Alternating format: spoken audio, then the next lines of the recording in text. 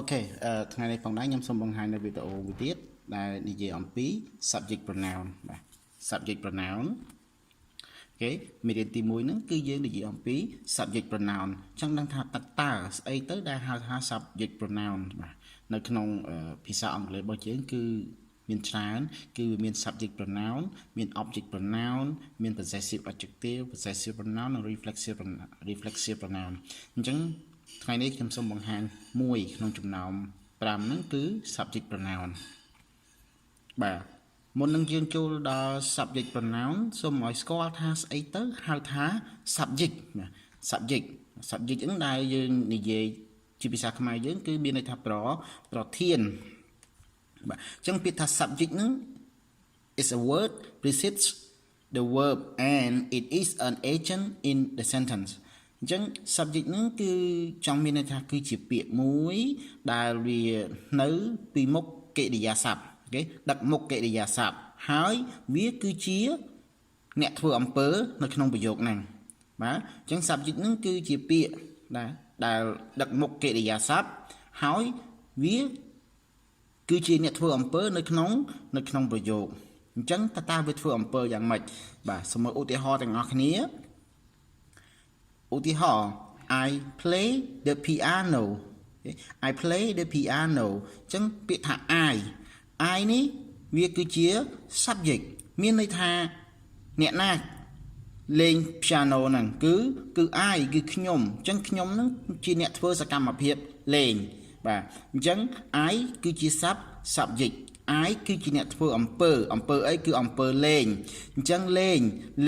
play ហ្នឹងមានន័យថាលេងហ្នឹងវាគឺជា verb បាទអញ្ចឹងយើងនិយាយហើយនៅខាងលើ subject is a word precedes the verb and it is an agent in a sentence អញ្ចឹងគេចង់និយាយថាប្រធានបាទ subject ហ្នឹងប្រធានគឺជាពាក្យមួយដែលដឹកមុខកិរិយាសព្ទមានន័យថាយើងត្រូវតែដាក់ប្រធាននៅពីមុខកិរិយាសព្ទគឺយើងដាក់ប្រធានហើយបន្តមកទៀតគឺកិរិយាសព្ទអញ្ចឹងប្រធានហ្នឹងគឺជាពាក្យដែលដឹកមុខកិរិយាសព្ទហើយវាគឺជាអ្នកធ្វើអំពើនៅក្នុងប្រយោគហ្នឹងគេហៅថា subject បាទតើ subject pronoun ហ្នឹងមានអីខ្លះអញ្ចឹងនៅក្នុង subject pronoun នេះគឺយើងបែងចែកចេញជា3ដែលទី1គឺយើងបង្ហាញថាគេហៅថា first person ទី2គេហៅថា second person ទី3 third person អញ្ចឹងនៅក្នុង first person ហ្នឹងជាទូទៅគឺយើងច្រើនហៅថាបរិបទទី1 second person បរិបទទី2 third person បរិបទទី3ហើយនៅក្នុងបរិបទទី1ហ្នឹងផងដែរគឺយើងបែងចែកចេញជា2ទី1គេហៅថា first person singular បរិបទទី1ឯកវចនៈមួយទៀតគឺ plural first person ដែរប៉ុន្តែវា plural ណា plural ហ្នឹងមានន័យថាពហុវចនៈដោយបងប្អូនបានដឹងហើយថាពាក្យថា singular មានន័យថា1មានចំនួន1 plural មានចំនួនចាប់ពី2ឡើងទៅអញ្ចឹងនៅក្នុង first person របស់យើងនេះគឺយើងបែងចែកចេញជា2គឺ first person singular ហើយនិង first person plural ថាតើ first person singular នឹងមានអីគេបាទសំទោសនៅក្នុង second person ក៏ដូចគ្នា second person ហ្នឹងក៏យើងបែងចែកចេញជា2ដូចគ្នាគឺ second person singular និង second person plural បាទបែងចែកចេញជា2ដូចគ្នារីឯ third person ក៏ដូចគ្នាដែរគឺ third person singular ហើយនិង third person plural បាទបរិបទទី3ឯកវចនៈនិងបរិបទទី3ពហុវចនៈអញ្ចឹងយើងមើលទៀតថាតើនៅក្នុង first person singular ហ្នឹងមានអីបាទគឺ I ហ្នឹងគេហៅថា first person singular we ហ្នឹងគឺ first person plural we ពួកយើងគឺមានន័យថាចាប់ពី2នាក់ឡើងទៅហើយនៅក្នុងនោះគឺមាន I ដែរអូខេអញ្ចឹង I ហើយនឹង you បូកបញ្ចូលគ្នាទៅចេញជាពាក្យថា we ដែលយើងចាត់ទុកថាជា first person plural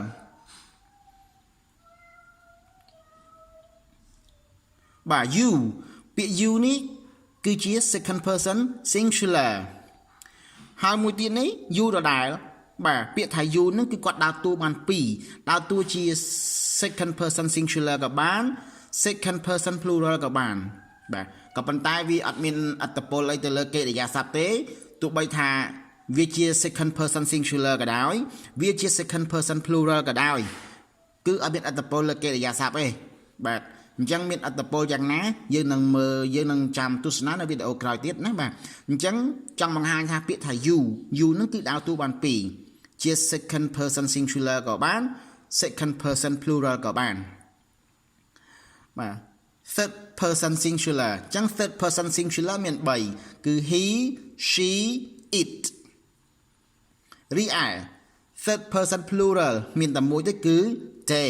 they nó miền là bộ kề bạn chẳng bộ kề they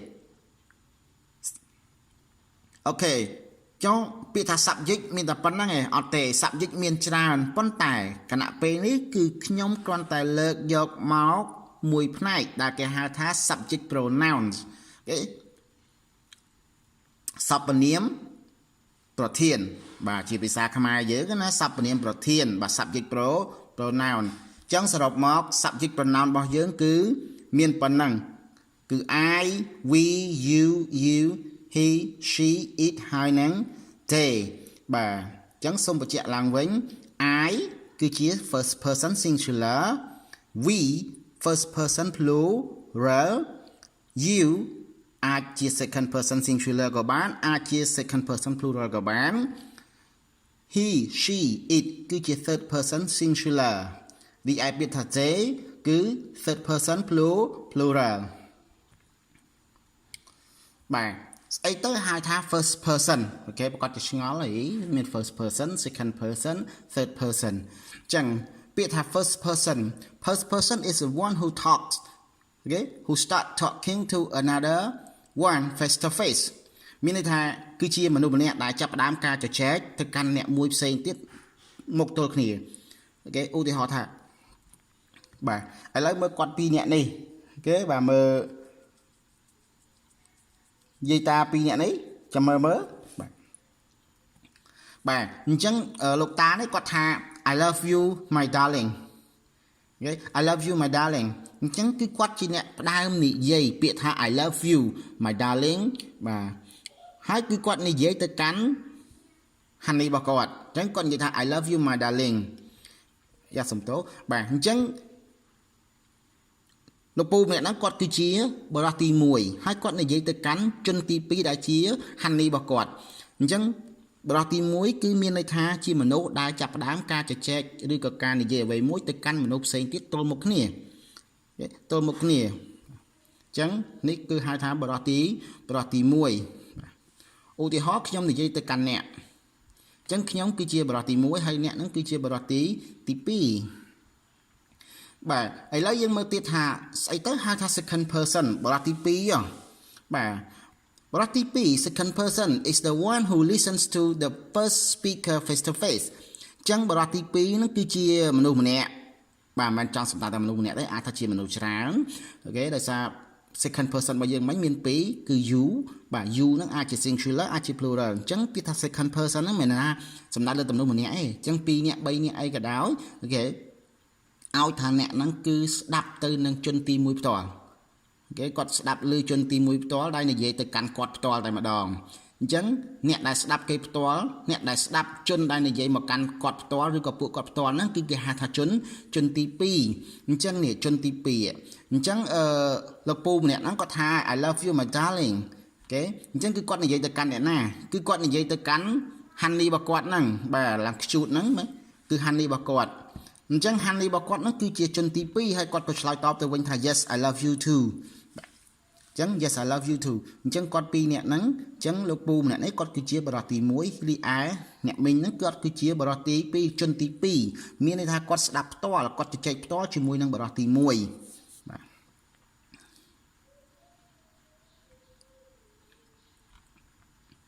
បាទបរិសុទ្ធទី3 what is third person អញ្ចឹងពាក្យថា third person is the one who was talk about អញ្ចឹងមានន័យថាគាត់នឹងអត់បាននៅស្ដាប់គេផ្ទាល់ឬក៏លឺផ្ទាល់តិចឬអីនោះទេតែគាត់ថា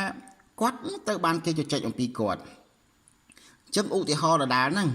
បាទអញ្ចឹងគាត់ពីរនាក់ហ្នឹងគឺគាត់និយាយទៅកាន់គ្នាគាត់ថា our son now is mature enough okay our son now is mature enough អញ្ចឹង son នៅណានេះ son របស់គាត់នេះឈ្មោះតារានេះអញ្ចឹងមានន័យថា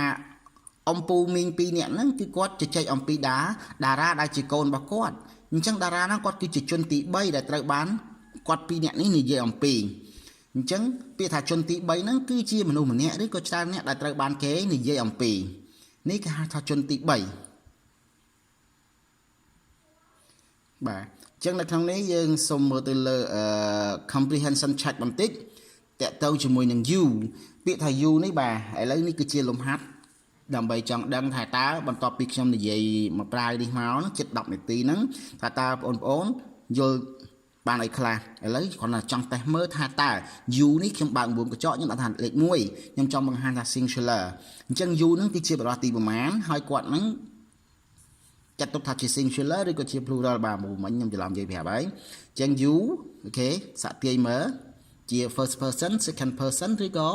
third person អញ្ចឹងគាត់ថាចម្លើយគឺស្ថិតនៅលើខ្ញុំហើយតែគាត់ថាចង់ដឹងថាតើបងអូនដែលកំពុងតែមើលហ្នឹងអាចគេបានទេថា you ហ្នឹងគឺជា first person singular ឬក៏ second person singular ឬមួយក៏ third person singular បាទឥឡូវចម្លើយគឺបាទ second person singular បាទមួយទៀត I បាទ I បាទសាក់ទៅហើយចាំមើលចម្លើយតើយើងគិតត្រូវដែរឬអត់បាទអញ្ចឹងចម្លើយចេញមកហើយអូខេអញ្ចឹង I គឺជា first person singular he បាទ he អញ្ចឹង he ជាអីដែរបាទមើលអូខេសាក់ទាយចម្លើយទៅបាទអញ្ចឹង he គឺជា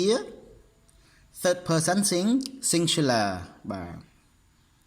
មួយទៀត we បាទ we ជាអី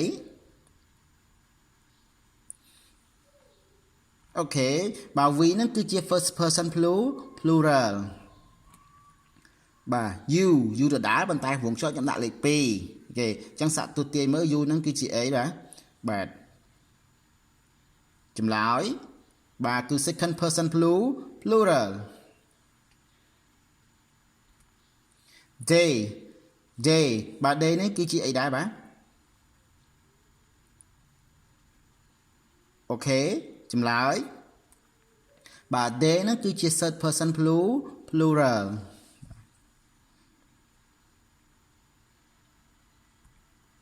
she បាទ she អូខេជាអីដែរ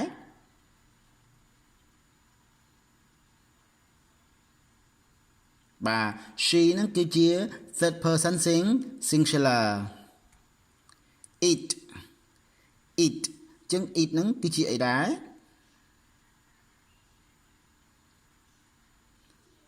អូខេ it គឺជាបាទ third person singular ដែរបាទ third person singular អូខេអញ្ចឹងសូមបញ្ជាក់ឡើងវិញបន្តិចណានៅក្នុង subject pronoun របស់យើងហ្នឹងគឺមាន7នឹងឯង8នឹងណាបាទ8តែជាទូទៅគឺយើងថាតែ7ទេដោយសារអី you វាដដែលក៏ប៉ុន្តែ you ហ្នឹងបែងចែកចេញជា2ណាសូមរំលឹកឡើងវិញ you ហ្នឹងគឺយើងបែងចែកចេញជា2 you second person singular ក៏បាន second person plural ក៏បានបាទតែសូមបញ្ជាក់ផងដែរថាទោះបីថា you នឹងជា second person singular ក៏ដោយ second person plural ក៏ដោយគឺអត់មានអត្ថប្រយោជន៍ទៅលើកិរិយាសព្ទទេព្រោះវាជាជនទី2ជា second person អញ្ចឹង second person អត់មានអត្ថប្រយោជន៍លើកិរិយាសព្ទទេវា first person ក៏ដូចគ្នាដែរទោះបីថា first person នឹង singular ក៏ដោយ plural ក៏ដោយក៏អត់មានអត្ថប្រយោជន៍លើកិរិយាសព្ទដែរមានតែជនទី3ទេដែលហៅថា third person ចឹងដោយសារ third person របស់យើងគឺយើងបែងចែកចេញជា2គឺ third person singular ហើយនិង third person plural ដែល third person singular ហ្នឹងគឺវាមានអត្ថប្រយោជន៍ទៅលើកិរិយាសព្ទបាទអត្ថប្រយោជន៍យ៉ាងម៉េចខ្ញុំនឹងបង្ហាញនៅវីដេអូក្រោយទៀតណាបាទអរគុណសម្រាប់ការទស្សនាសំណាងល្អទាំងអស់គ្នាបាទអរគុណ